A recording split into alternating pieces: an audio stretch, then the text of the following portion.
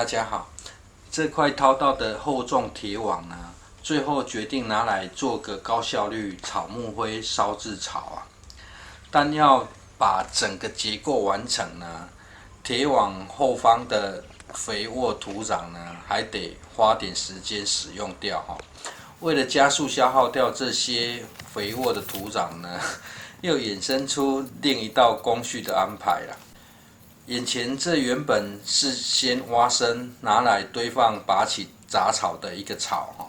经过晒干后呢，就从上方燃烧成草木灰了。这个设计呢，对于除草效率的帮助非常大哈。观众朋友如果有机会呢，可以实际自我观察一下了。除草过程中呢，是否处理这些拔起的杂草也花掉不少的时间呢？而这个槽如果挖得不够深呢，就得多做一项动作哈。堆砌在下层的得经过往上翻动才可以完全燃烧啊。但如果可以挖到约50公分，下方燃烧不完全的杂草呢，则可以利用掩埋的方式覆盖上至少20公分深的土壤进行边种植边堆肥哈。这对土壤有机质的添加会很有帮助啊。但有个缺点就是堆肥后呢，叶菜类的根系没长这么深不容易吃到突然感觉解决了一个问题，又衍生出另外一个问题不过这倒不用担心地底下的蚯蚓呢，会自动去处理并转换到土表上来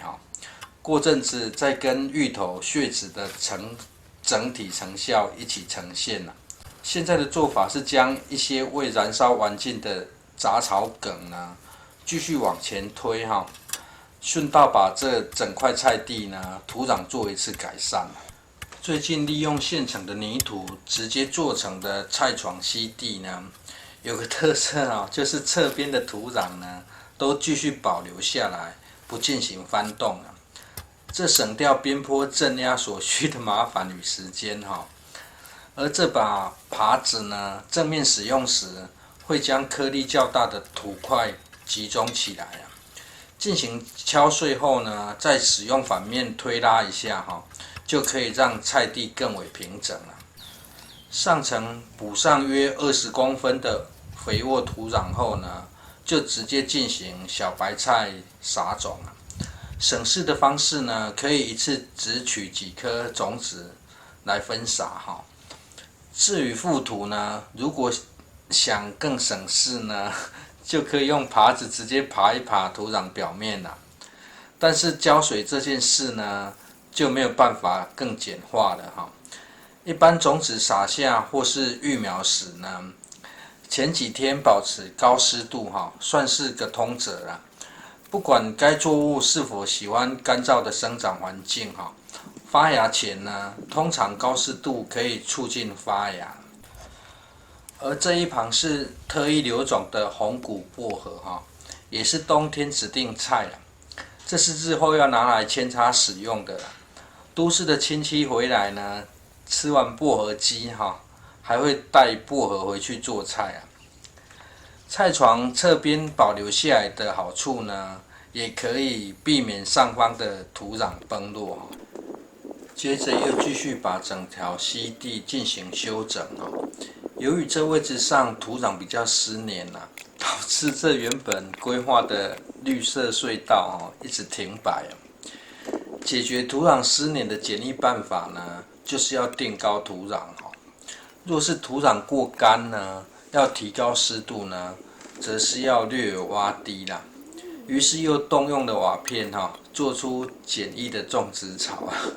至于要种什么呢？其实已经很多看到的人都在问只是因为上方有搭好的克难式棚架先把种植槽做好再说这日后用来育苗或是花台也还算是堪用的用途啦。但是目前处于过渡时期就先用来充当资源回收桶，摆放杂草呢与储存肥沃土壤溪地再次进行垫高消化肥沃土壤外呢，收纳一旁的杂草后，顺道先让采用血质的芋头露脸一下哈。而这一槽的瓦片呢，更为古老了哈。非常早期出厂的瓦片呢，都还有文字落款啦。可惜上方的文字哈，缺了康熙或是乾隆等文字啊，不然呢，改建的计划应该可以加速许多啊。目前这条溪地呢，内部已经种了小白菜、大陆妹、紫薇白菜跟西螺大叶菠菜啊。这些菜类的个别详细种法与注意细节哈，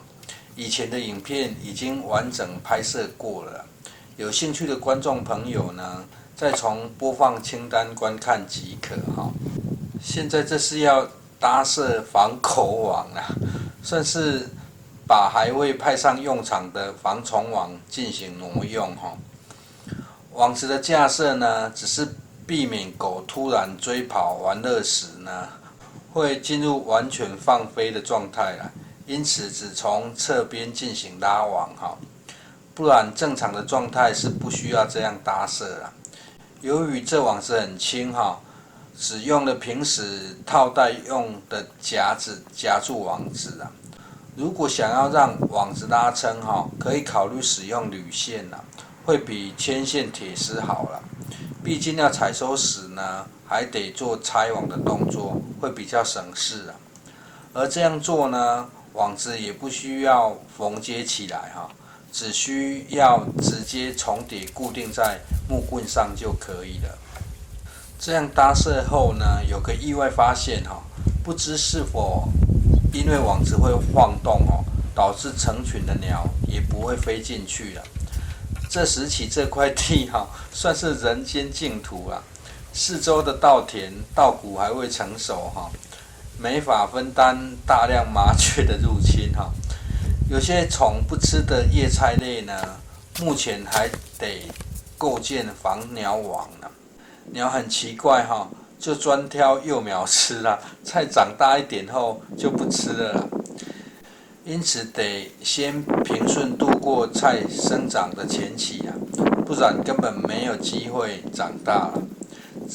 至于不选择从上方覆盖的原因呢，是因为这排溪地中间有个棚架哈，这样搭网会省事不少了。内部菜的选择呢，属于短天期不用照顾的菜哈，加上日前天气还比较炎热啊。这样搭设防狗网的好处呢，也方便从上方直接浇水啊。进入比较凉爽的季节后呢，没有棚架干扰的位置，改成防虫网的搭设方式，则会比较理想。网子固定的差不多时呢，看到这画面哈，不知 Goffy 心里会怎么想哈？是否有被针对的感觉啊？而拉网的位置呢，地面若比较平整哈，地面网子最好再收纳整齐啊，避免狗直接往网子上躺哈。拿网跟 Goffy 早已经是成犬，比较稳定啊，行为模式大致都可以猜得到啊。简单说呢，就是老狗变不出新把戏哈。但是隔壁这幼犬呢，小黑的每天出现呢，不断激化深藏在他们身体的热血灵魂啊。也由于这组网子的宽度有180公分啊，地面位置呢，最好再用个砖头或石头压住哈，可以避免晃动过大了，或是狗直接像这样哈躺在上面啊，而被拉扯下来。而这样内部种植时呢，就可以轻松浇水了。等菜量种类足够呢，甚至就可以拆网了哈。谢谢收看。